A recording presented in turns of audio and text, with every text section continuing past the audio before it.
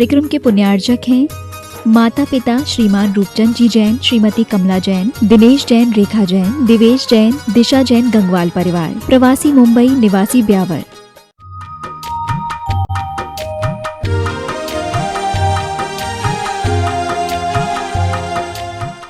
सबके चेहरे बहुत प्रमुदित हैं, प्रफुल्लित हैं। क्यों ना हो, सूरज को देख के तो कमल भी खिल जाता है। और सूरज जिधर जिधर घूमता है ना, उधर उधर ही कमल भी अपना मुंह कर लेता है। नासिक वालों का भी यही हाल है। यहाँ के गुरु भक्तों के द्वारा जो है प्रतिदिन हम देख रहे हैं। बिहार भी, अभी बिहार में सम्मान हो रहा था। जिन जिन लोगों ने बिहार कराया, निश्चित रूप से होना ही चाहिए, लेकिन मैं तो एक बार जोरदार ताली नासिक वालों के लिए बजा दो, जो यहाँ से 50 किलोमीटर 60 किलोमीटर दूर तक बिहार के लिए गए और प्रतिदिन यहाँ के युवा उत्साही, चाहे पारस जी लोहाड़े हो, चाहे पारस जी सेठी हो। पारस तो यहाँ खूब है, खूब पारस मिले हमको। और क्यों नहीं मिलेंगे, क्योंकि हमारी यात्रा भी पारसनाथ से शुरू हुई थी। बीच में पारसनाथ मिले थे और रात में पारसनाथ, फिर शाम को पारसनाथ के चरणों में पहुंच गए। इस प्रकार से पारस पारस चलते हुए चले जा रहे हैं। तो हमेशा जीवन में पारस का नाम रखते रहो, है ना। रविंद्र जैन कहते हैं कि पारस का नाम ही अद्भुत है।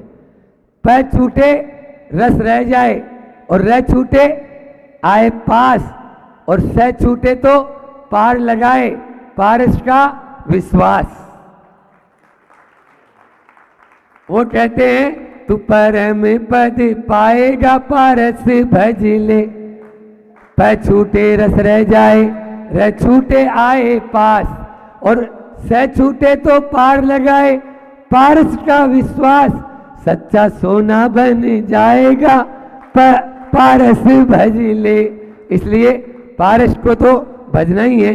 आज महावीर जयंती भी है, निश्चित रूप से। अच्छा ये बताओ, पारस पत्थर देखा आपने? बोलो, नहीं देखा ने, लेकिन सुना तो है कि पारस पत्थर को छूने से, बोलो ना, लोहा भी सोना बन जाता है। सुना तो हमने भी है, देखा हमने भी नहीं है, लेकिन सुना है, शास्त्रों में पढ़ा है। इसलिए पारस को छूने से लोहा सोना बन जाता है, निश्चित है। लेकिन कौन सा लोहा? अपने अपने लोहे को चेक कर लेना नासिक वालों, अपना लोहा चेक कर लेना, कौन सा सोना? जो लोहा जंग नहीं लगा हुआ हो, जिसपे जंग लगी हो, उसको यदि पारस के साथ में बांध के भी रख दोगे तो भी सोना नहीं बनेगा। हम आए हैं आपको सोना बनाने के लिए, लेकिन अपने अपने लोहे को चेक कर लो, आप भी सोना बन जाएंगे। हमारे गुरुजी क्या कहते हैं? वो तो और 2 कदम की आगे की बात करते हैं। वो कहते हैं जो लोहे को सोना कर दे वो पारस है कच्चा। जो लोहे को सोना कर दे, अरे वो पारस है कच्चा। जो लोहे को पारस कर दे वो पारस है सच्चा। इसलिए हम तो आपको भी पारस बनाने आए हैं। हिम्मत है तो कौन कौन निकलना चाहते हैं, आ जाना। भगवान महावीर का मार्ग है, इसको अपनाने के लिए हमारे यहाँ तो जो औरों को अपने समान कर दे, वही रविंद्र जैन कहते हैं। हाँ, गुरुजी ने अपना ही रूप, भगवान महावीर का रूप हमें प्रदान कर दिया। इसलिए हमारे यहाँ तो पारस बनाने की बात है, सोना बनाने की बात नहीं है। पारस बनना है, और वो पारस तब बनेंगे जब उस वीतरागी मार्ग को अंगीकार करेंगे। समझ में आ रहा है? वीतरागी मार्ग को अंगीकार करेंगे। आप लोग अभी तो आज तो आए हैं, समय भी उतना नहीं है, लेकिन फिर भी पुण्यशाली हैं इस मामले में। कोपर गांव वाले थोड़े कम पुण्यशाली ठहरे, और यहाँ जो है नासिक वाले, गुरुजी के पास से चला के संदेश आया कि गजपंथा की महावीर जयंती करना है, आपको गजपंथा की ओर जाना है। बिन मांगे मोती मिले, और मांगे मिले ना, बोलो ना, आगे मैं नहीं बोलूंगा। 4-5 बार गए होंगे, कोपर गांव वाले पहले गए थे, वो विधान के लिए, कौन सा विधान था, अष्टानिका का, जो अष्टानिका का सिद्ध चक्र विधान उनके यहाँ होना था, बहुत गए, लेकिन गुरुजी ने मांगी तुंगी दे दिया, उसके बाद पहुंचे। अभी भी जिस दिन गजपंथा का संदेशा आ गया उसके बाद वो लोग पहुंचे कि हमको चाहिए, बोले हमारा तो संदेशा यहाँ से जा चुका है। इस प्रकार से सौभाग्यशाली कहूँगा। कल मैंने अपनी बात कहाँ छोड़ी थी, कहाँ छोड़ी थी, बोलो समय कम था फिर छोड़ दी थी, कि राजा श्रेणिक ने भगवान महावीर स्वामी से बहुत सारे प्रश्न पूछे। एक प्रश्न ये भी पूछा कि भगवान हम अपने सौभाग्य को कैसे बढ़ाएं। भगवान ने क्या उत्तर दिया पता है? भगवान ने बहुत शॉर्ट में उत्तर दिया, वो तो नट सेल में उत्तर देते हैं कि नगर में गुरुवर का आना सौभाग्य है, नगर में गुरुवर का आना सौभाग्य है। उनका प्रवचन सुनना, उनके चरणों का वंदन करना और आप जो है उनका पूजा कीर्तन कर लेना, गुणगान गा देना, ये अहोभाग्य है। ये क्या है? अहोभाग्य है। फिर आप अपने घर पर उनकी वैयावृत्ति के लिए चौका लगा लेना, ये क्या है? ये महाभाग्य है। और गुरुवर का आपके घर पर आ जाना ये परम भाग्य है, परम भाग्य है। अपने सौभाग्य को आप महाभाग्य में, अहोभाग्य में, परम भाग्य में कैसा बदलना चाहते हैं आपके ऊपर निर्भर है। इसलिए और इतना करने पर भी, एक और बोल देता हूं, इतना होने पर भी यदि आप नहीं जागे तो ये आपका, अब वो मैं नहीं बोलूंगा, ये आपका, क्योंकि ट्रस्टी लोग या कमेटी वाले या मंजू जी व्यवस्थाएं बना सकते हैं, कुर्सियां वगैरह लगवा के आपके लिए यहाँ पर पंडाल में माइक वगैरह सब व्यवस्थाएं बना सकते हैं। आना तो आपको पड़ेगा, आना तो आपको पड़ेगा, जागना पड़ेगा। अभी तक तो जैसा चला वैसा चला, लेकिन अब सोना नहीं है, अब तो सोना सोना करना है, तभी आप कुछ पा पाएंगे। निश्चित रूप से मोबाइल आप लोग चार्जर में लगाते हो, मोबाइल चार्ज करते हो, तो कब चार्ज होता है? बोलो कब चार्ज होता है? जब आप उसमें पिन अच्छे से लगा देते हो। आप लोग अपनी अपनी पिन चेक कर लेना, ऐसा नहीं हो कि लूज कनेक्शन रहे और हम यहाँ से बोलते रहे और आपका ध्यान इधर उधर रहे, तो हमारी बात भी आपके अंदर में नहीं बैठेगी। अभी मैंने बोला ना, भगवान महावीर स्वामी ने तो वो मार्ग दिया है कि आजा, बस आ जाएगा तो हमेशा सुख पाएगा। क्यों? क्योंकि ये मार्ग इतना सरल है और सीधा है और सच्चा है कि बस चलना भर है, आपको कुछ भी नहीं करना है। लेकिन हम टेढ़े मेढ़े संसार के मार्ग को अपना लेते हैं, अपने आप को भटका लेते हैं। भटकन को छोड़ो। बहुत सारी यहाँ पर एक बार ऐसा हुआ, एक युवक जल्दी में था, मैंने बोला भैया क्यों जल्दी में, क्यों? अभी तक तो तुम खूब आते थे। बोले अब शादी हो गई, शादी होने के बाद में यही हाल होता है, वो जल्दी रहती है। तो मैंने बोला भैया एक आध नियम ले ले। अरे महाराज जी अब शादी हुई है, इतने सारे, अभी कहाँ से, अभी तो पूरा जीवन पड़ा है, अभी से क्या नियम ले लें? तो मैंने बोला भैया जल्दी में क्यों? बोले LIC ऑफिस जा रहा हूँ, LIC ऑफिस जा रहा हूँ। बोले LIC क्यों करवा रहे? बोले जीवन का क्या भरोसा है महाराज जी। बोला ये तोड़लापन, अरे तुम अभी अभी बोल रहा था कि अभी तो जीवन पड़ा है और अब बोल रहा है जीवन का क्या भरोसा, इतनी सी देर में तेरी जबान चेंज हो गई। बोले नहीं महाराज जी एक आध पॉलिसी लेनी है। तो मैं भैया पॉलिसी लेनी है तो सच्ची पॉलिसी ले ले। आज तेरे यहाँ पर गुरुदेव आए हैं और उन गुरुदेव से कोई सी भी पॉलिसी में अपना एजेंट पॉलिसी ले लेना और अपना बीमा करवा लेना, तेरा सच्चा बीमा हो जाएगा। ये सच्चा बीमा कराने के लिए जिनाले जो है वो बीमा भवन है और वहाँ पर बैठे हुए भगवान और ये जो है गुरुदेव सच्चे बीमा एजेंट। निश्चित रूप से आप कोई सी भी पॉलिसी, बहुत सारी नई नई पॉलिसी लाए हैं दोनों महाराज जी, चाहे आप जिसमें भी रात्रि की पॉलिसी भी है, दिन की पॉलिसी भी है, दोपहर की पॉलिसी भी है, महिलाओं की भी है, बच्चों के लिए भी है, पाठशाला भी है, सबके लिए है। बस मैं तो यहाँ कहना चाहूँगा कि मंडल बहुत सारे हैं, पाठशाला मंडल, महिला मंडल, बहु मंडल, सास मंडल, बालिका मंडल, है ना, पुरुष मंडल, लेकिन कमंडल वालों के पीछे लग जाना, आपका मंडल सार्थक हो जाएगा। कमंडल वालों के पीछे लग जाना, आपका मंडल सार्थक हो जाएगा।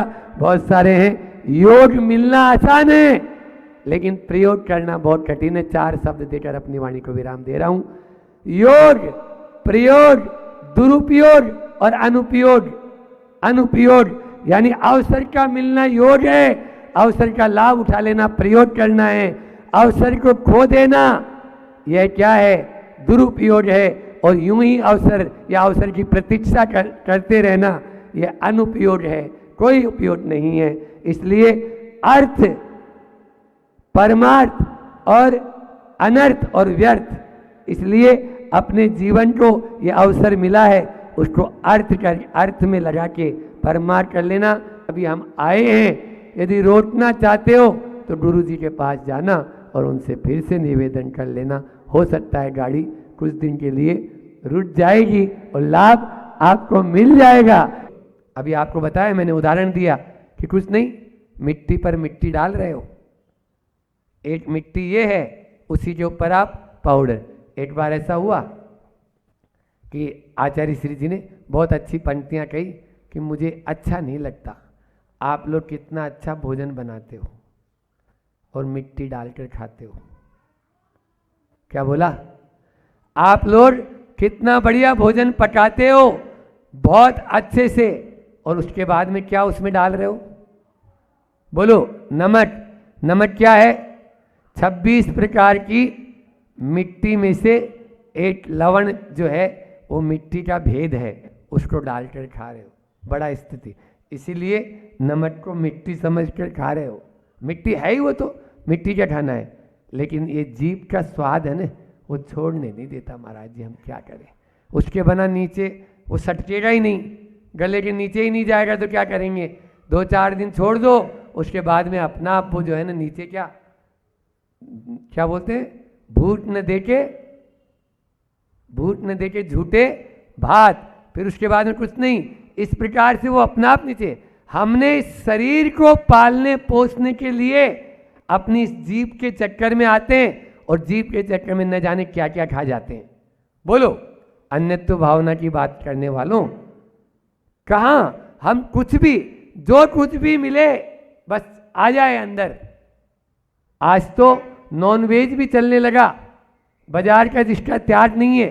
और आपके महाराष्ट्र में तो ऐसी कोई दुकान बहुत कम मिलेगी जिसमें अंडा न मिलता हो, या ऐसी सब्जी मंडी में सब्जी की दुकान पर भी मछली न मिलती हो। बोलो, बहुत कम। तो ये क्या है? ये सब उसी केवल मात्र और केवल मात्र जड़ को पालन पोषण करने के लिए हम लगे हुए हैं। अन्यथा ये अन्यत्व भावना में आता है। एक बार ऐसा हुआ, और मुझे क्या करना चाहिए, इसके लिए राजा भोज की हम एक छोटी सी कहानी सुना देते हैं आपको कि राजा भोज जो है ने घोषणा की कि मुझे जो कोई भी नई कविता सुनाएगा उसको मैं 1000 सोने की मोहरें दूंगा। अब लोग आते, नई नई कविता बना के लाते और मोहरें ले जाते।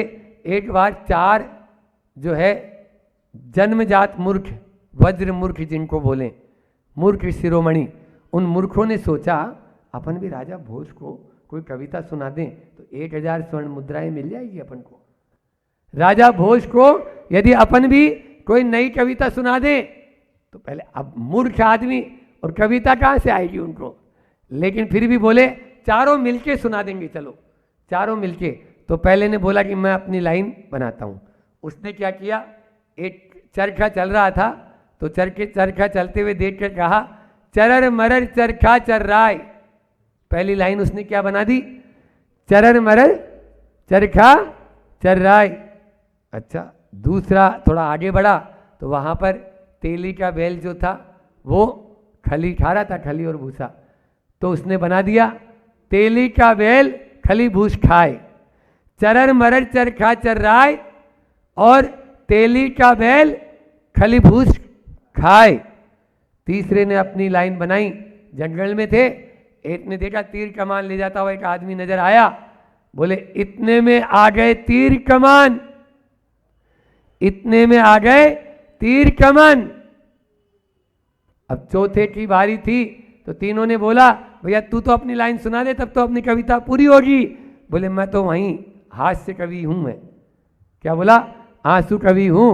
बोले वहीं पर अपनी कविता बना दूंगा, चलो वहीं पर सुना दूंगा। अच्छा ये क्या सुनाएगा पता नहीं।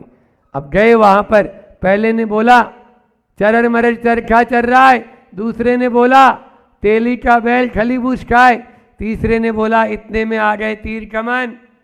वो चौथा बोलता है राजा भोज मूसरचंद।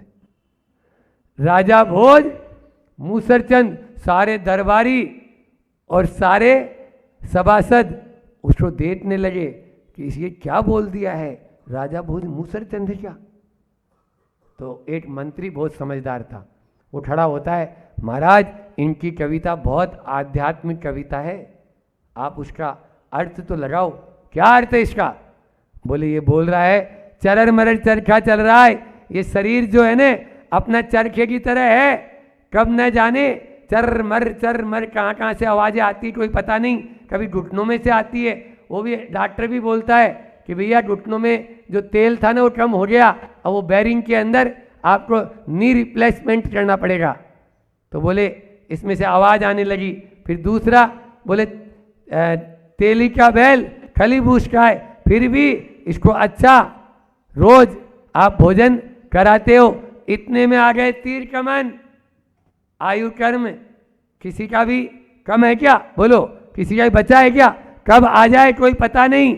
और फिर भी राजा को समझ में नहीं आ रही, इसलिए राजा भोज मूसरचंद है, उसने 1000 स्वर्ण असरफिया तो दी, लेकिन इस आध्यात्मिक कविता को सुनकर उसका हृदय परिवर्तन हो गया और वह प्रतिपल यही विचार करने लगा कि न जाने कब होगा। यहाँ पर भी हम सब बैठे हुए अगर यदि मान लीजिए नहीं समझ रहे हैं तो सब मूसरचंद ही है, समझ लो अपने आप को। मूसरचंद नहीं है तो क्या है? बोलो। इतना सब मानने के बाद में भी, इसलिए अपने आप को न जाने हमारा एक काल हमारे ऊपर कब सवार हो जाए और कब मृत्यु आ जाए, इससे बचना है तो केवल मात्र ये 12 भावनाएं हमें चिंतन में करना है। एक बहुत अच्छा संस्मरण सुनाना था, लेकिन अभी तो अपना समय हो चुका है, इतना ही रखेंगे, क्योंकि प्रमाण सागर जी महाराज के संदर्भ में था वो कभी फिर अभी एक आध दिन में सुना देंगे, क्योंकि आज अपना समय हो चुका है। इसलिए इतना ही कहकर मैं अपनी वाणी को विराम दे रहा हूँ कि हम अन्यत्व भावना के माध्यम से या इन 12 भावनाओं के माध्यम से बार बार चिंतन करके अपने जीवन में परिवर्तन लाएं और उस आत्म तत्व की ओर अपने कदम बढ़ाएं, जिससे कि हम भी उस मुक्ति को पा सकें। बोलिए अहिंसा परमो धर्म की आचार्य गुरुवर विद्यासागर जी महामुनिराज की। प्रतिदिन जो ओंकार ध्वनि आपको हमने बताई, कंठ से ओ और नाक से म, 30% ओ 70% म, इस ओंकार ध्वनि से आपकी विशुद्धि बढ़ेगी, आपकी अनेक प्रकार की बीमारियां शांत होगी, आपके जीवन में शांति का अनुभव होगा। ये जो ओंकार ध्वनि आपको बताई, कैसी बताई? एक बार फिर से देखो मेरी तरफ, कैसे मैंने किया वैसे ही आप करना। श्वास लेकर ओम,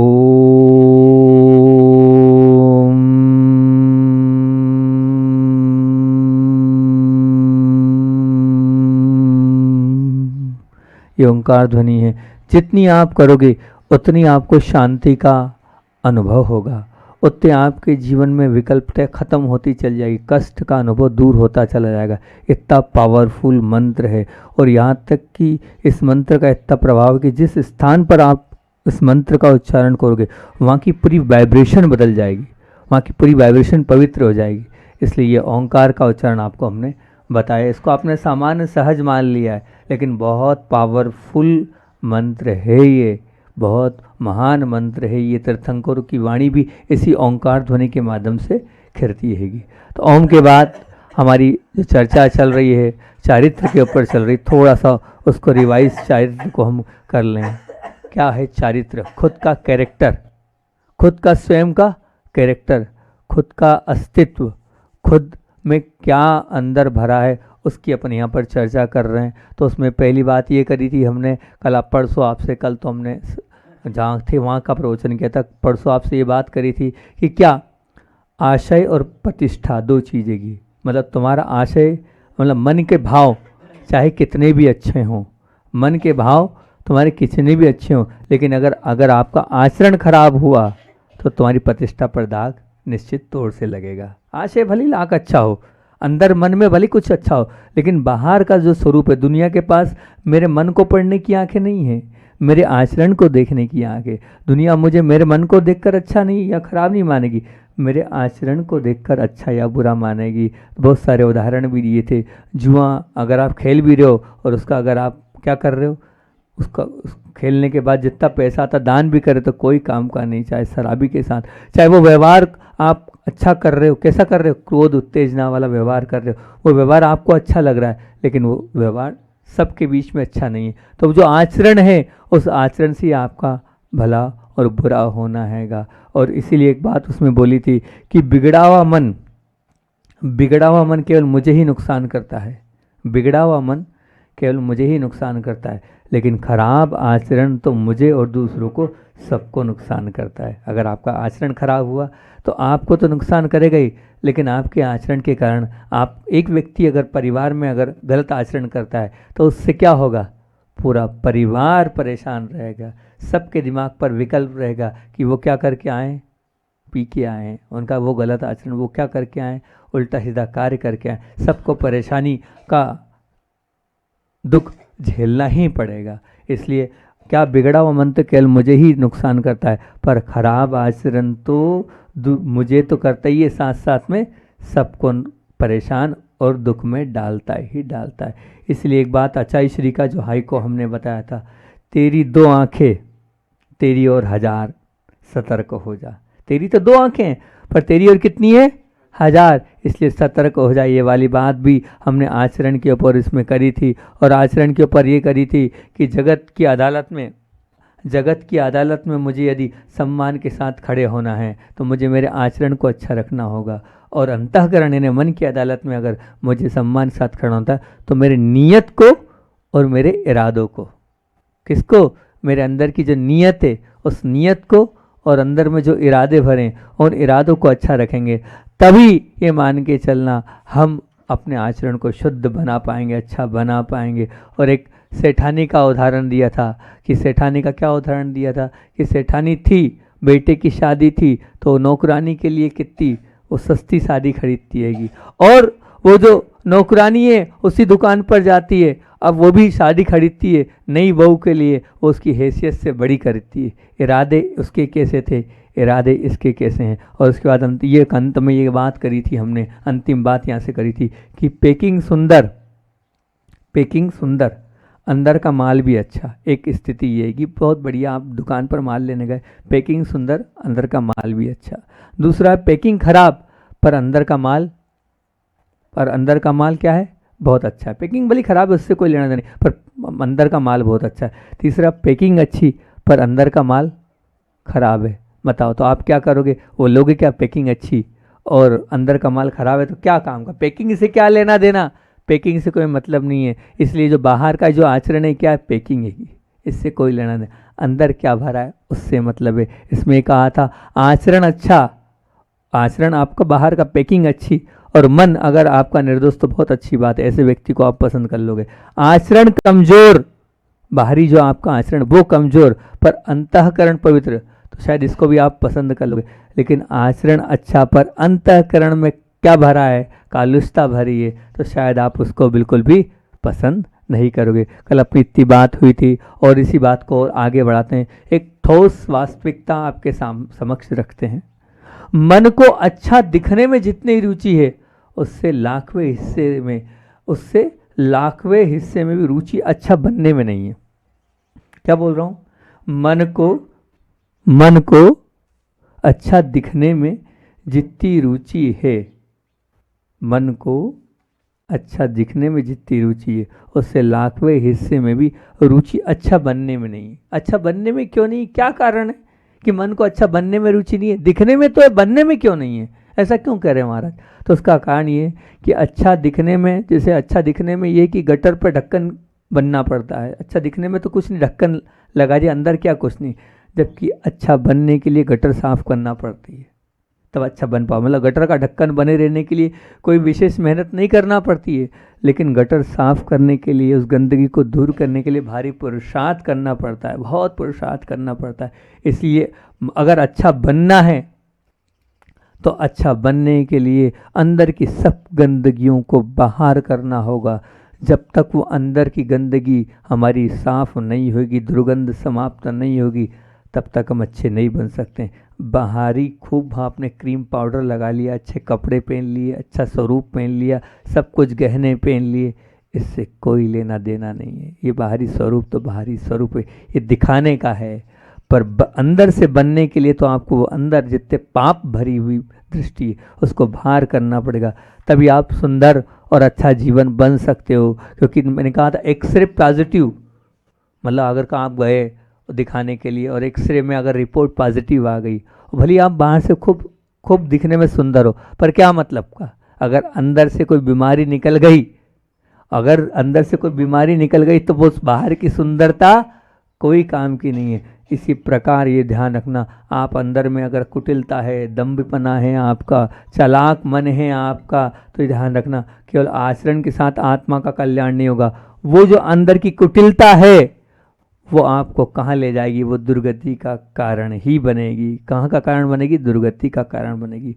इसलिए अपनी अंदर की दुर्गति को अगर आप बचाना चाहते हो तो अंदर की वो गलत धारणा को आपको बाहर करना होगा, कुटिलता को आपको बाहर करना होगा। क्योंकि अंदर विचारों में हमारा जीवन चलता है, हमारा जीवन विचारों से चलता है। तो विचार क्या है? जैसे पानी के सागर को, पानी में अगर सागर है, सागर का वो जो भरा हुआ लबालब सागर से पानी से भरा हुआ सागर है, उसमें तैरने की अपेक्षा विचार के सागर में तैरने में दम निकल जाता है। विचार पे से, जैसे मान लीजिए विचार जो अंदर चलते हैं, विचार को तर्क में रुचि है, तथ्य में रुचि नहीं है। तर्क करता चला जाएगा, ये, पर तथ्य जो है उसको स्वीकार नहीं करता विचार। विचार को दंभ में रुचि है, सरलता में रुचि नहीं है, वो सरलता में नहीं जाता। विचार को अभिप्राय में रुचि है, अनुभूति में रुचि नहीं है कि अवास्तविक अनुभूति क्या है। उस अनुभूति को देखो कि वास्तविक में अनुभूति क्या है। वह विचार में क्या है? मान लीजिए अगर आप गए तो आपको वो जूते चप्पल दिख रहे हैं पर पैर की चिंता नहीं है, विचार उसमें है। उसको चादर में रुचि है, सोफा सेट पे रखा वो ऊपर का क्या वो शो दिख रहा है, अंदर की गादी में उसकी रुचि नहीं है। लेकिन ध्यान रखना, बच्चा खिलौनों से खेल सकता है, पर जीने के लिए तो उसे कहाँ जाना पड़ेगा? दूध की शरण में ही जाना पड़ेगा, दूध की शरण में ही जाना पड़ेगा ना। भाई खिलौनों से कितनी देर खिलाओगे बच्चों को? घंटे घर, 2 घंटे, 3 घंटे, बाद में रोएगा ना वो तो माँ के पास दूध पीने आएगा ही ना। बिना दूध के रह पाएगा वो बालक? नहीं रह पाएगा।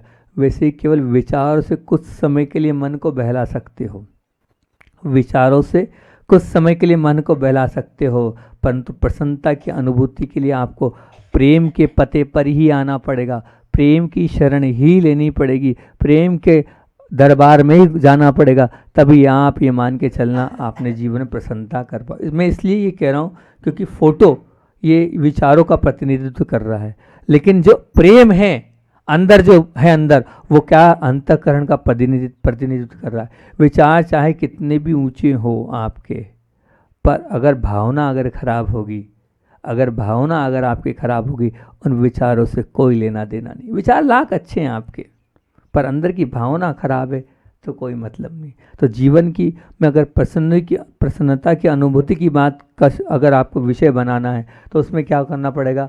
आपको अपने जीवन में प्रसन्नता को, अभी महाराज जी ने बोली है स्माइल, अपने जीवन में स्माइल को रखना पड़ेगा। क्योंकि ध्यान रखना, वास्तविकता ये है, बिल्कुल मान के चलना कि एक तरफ जीवन की समस्त सफलताएं रखो, जो आपने प्राप्त करी अपने जीवन में, जो प्राप्त किया सब रख लो कि हाँ मैंने जीवन में ये प्राप्त किया, ये प्राप्त किया। और दूसरी तरफ मन में कुछ एक उद्विग्नता, मन में कोई टेंशन, मन में कोई क्लेश को रखो। उस क्लेश और उस दुख और उस कष्ट के सामने जो आपने सफलता प्राप्त की है वो सब क्या हो जाएगी? वो सब मूल्यहीन हो जाएगी। मतलब पूरे जीवन की सब सफलताएं एक छोटा सा कष्ट, एक छोटी सी तकलीफ या एक छोटे से मन में जो कांटा भरा है, वो कांटा क्या कर देगा, वो प्रसन्नता को समाप्त कर देगा, बिल्कुल समाप्त कर देगा। जबकि एक और मन की प्रसन्नता रखो, एक और मन की क्या रखो, प्रसन्नता रखो। सुबह उठ के प्रसन्नता की बात करें ना महाराज जी ने, एक और मन की प्रसन्नता रखो और दूसरी तरफ जीवन की निष्फलताएं रखो। सब प्रकार की परेशानी रख लो, कष्ट रख लो, दुख रख लो। अब एक तरफ मन की प्रसन्नता को रखोगे और दूसरी तरफ जीवन की जितनी निष्फलताएं वो रख दो। उस एक प्रसन्नता के सामने वो जीवन की जितनी भी निष्फलताएं हैं, कष्ट है, पीड़ा है, दुख है, वो सब नपुंसक बन जाएंगे सिर्फ एक प्रसन्नता के सामने। जब प्रसन्नता इतना बड़ा हमारे लिए कार्य कर रहा है, हमारे जीवन को इतना ऊंचा उठा रहा है, तो बताओ फिर हम प्रसन्नता से दूर क्यों हैं? बताओ हम प्रसन्नता को अपने पास क्यों नहीं रख रखे? हमेशा हम प्रसन्न क्यों नहीं रहते हैं? हमेशा अपने जीवन को प्रसन्नता युक्त क्यों नहीं बनाते? हर स्थिति, हर परिस्थिति में हम प्रसन्नता को रखेंगे तो जितने कष्ट, जितने दुख आएंगे, उस प्रसन्नता के दौर में सब कुछ अपने आप, वो दुख भी प्रसन्नता का रूप ले लेंगे। लेकिन वो प्रसन्नता आनी चाहिए, उस प्रसन्नता को स्वीकार करना चाहिए। और हम अगर चाहेंगे तभी तो प्रसन्नता आएगी। हम चाह ही नहीं रहे अपने आप को प्रसन्न बनाना, क्योंकि थोड़ी सी बात को लेकर हम अप्रसन्न हो जाते हैं, पीड़ा का महसूस कर ले। जवाब देना है मेरी बात को कि कोई भी प्रसन्न व्यक्ति कभी आत्महत्या के रास्ते पर गया है भला? कोई नहीं गया। कोई भी जो प्रसन्न व्यक्ति है वो कभी आत्महत्या के रास्ते पर नहीं गया। कोई भी अच्छा व्यक्ति कभी डिप्रेशन के शिकार हुआ है भला? कोई भी अच्छा व्यक्ति है कभी डिप्रेशन का शिकार हुआ है? कभी नहीं हुआ है। किसी भी प्रसन्न व्यक्ति ने कभी विभाजन या बैर या विरह में रुचि ली है? ध्यान रखना, जो व्यक्ति प्रसन्न होता है ना कभी वो विभाजन की बात करेगा कि घर के दो टुकड़े करो, मुझे अलग करो, आप अलग रहो, ना वो बैर की बात करेगा, ना वो विग्रह की बात करेगा, क्योंकि उसके जीवन में प्रसन्नता है। वो तो सबको स्वीकार कर रहा है, वो तो सब में खुश है, वो तो सब में प्रसन्नता का अनुभव कर रहा है। उसके चेहरे पर तो हमेशा प्रसन्नता है। आपने भगवान का मंदिर बनाया है, मैंने उन प्रतिमाओं को देखा, उन प्रतिमाओं पे कैसी प्रसन्नता झलक रही है ना? मुस्कान। जब भगवान के पास मुस्कान है और आप उन भगवान को मानने वाले हो, तो उन भगवान की उस मुस्कान को आपके जीवन में आपने क्यों नहीं रखा है? आपके चेहरे पे उदासी क्यों है? आपके चेहरे खिले हुए होना चाहिए, लेकिन आपके सबके चेहरे मुरझे हुए क्यों हैं? जिन भगवान का चेहरा इतना प्रसन्न है, तो हमारे चेहरे पर भी प्रसन्नता होगी। तो निश्चित तौर के मान के चलना, हमारा चेहरा प्रसन्न तो हमारा जीवन भी प्रसन्नता युक्त बन जाएगा। हर स्थिति, हर परिस्थिति में आप अपनी प्रसन्नता को मत खोना, प्रसन्नता बनाए रखना। क्योंकि ध्यान रखना, बिल्कुल एक बात, इस बात को बिल्कुल विश्वास मान के चलना कि अरबपति भी है, वो अरबपति भी हताशा का शिकार हुए हैं। अरबपति भी हताशा का शिकार हुए हैं। क्यों? क्योंकि उनके जीवन में वो पैसा पैसा पैसा पैसा करते रह गए, उनने प्रसन्नता को एक तरफ रख दिया, इसलिए वो हताशा का शिकार हुए। सफलता के शिखर पर जो बैठे हैं, बहुत बड़ी बड़ी सफलताएं प्राप्त करी, उन्होंने खूंखार युद्ध लड़े हैं। जब वो सफलताओं के शिखर पर न जाने कितने अत्याचार किए, न जाने कितना पाप किया, जब वहाँ पर चढ़े हैं, और न जाने कितने लोगों की प्रसन्नताओं को छीना हो, तब वहाँ पहुँचे। लेकिन वहाँ पहुँचने के बाद भी वो जो प्रसन्न होना चाहिए, वो प्रसन्नता उनके जीवन में नहीं। अति शिक्षित लोग ही आत्महत्या के रास्ते पर गए हैं। खूब पढ़ाई करने वाले ही लोग, कभी भी कोई मैंने नहीं देखा और न ही मैंने अभी तक पढ़ा है कि जो कम पढ़ा लिखा, आप उठा के देख लेना, जो लोग आत्महत्या करते हैं, उन आत्महत्या की लिस्ट में आप देखेंगे कम पढ़े लिखे लोग जो हैं वो खुश है अपने जीवन से। अति शिक्षित लोग ही जो है वो खुश नहीं है, प्रसन्न नहीं है, और वही सबसे ज़्यादा आत्महत्या करते हैं। वही सबसे ज़्यादा आत्महत्या करते हैं पढ़े लिखे लोग ही। बुद्धिजीवी लोगों ने दुनिया में अराजकता फैलाई है और उसको, दुनिया को परेशान किया, मार्ग पर खींचकर राज तक लाए। लेकिन कोई भी कम पढ़े लिखे ऐसे लोगों ने कभी अराजकता नहीं की। मतलब क्या?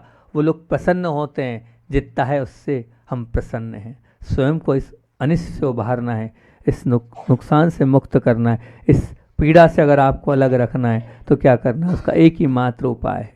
उसका मात्र उपाय क्या है?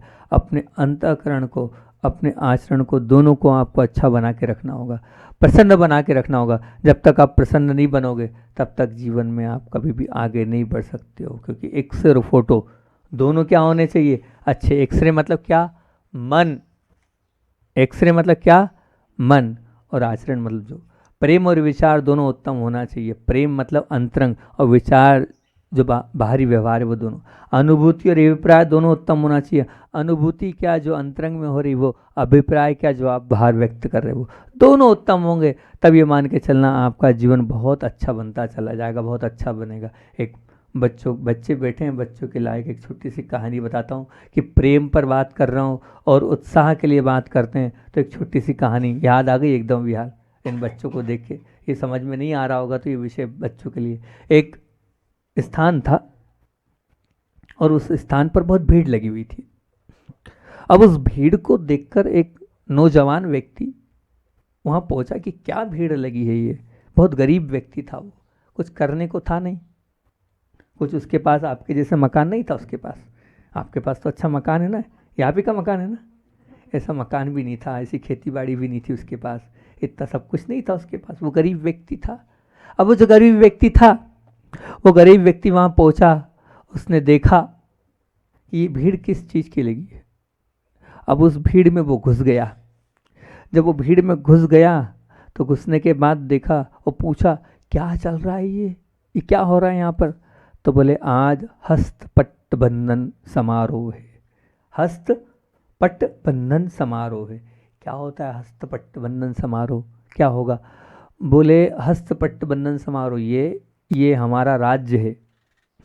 इस राज्य का नियम है कि इस राज्य के नियम में हर 5 वर्ष में राजा बनाया जाता है। और राजा कौन बनाता है, बोले उसका नियम ये है कि राजा बनाने के लिए वो जो हाथी है वो हाथी माला लेता है और माला लेने के बाद क्या करता है, गले में डाल देता है। और जिसके गले में डाल दिया वो क्या बन गया, राजा बन गया। क्या बन गया, राजा बन गया।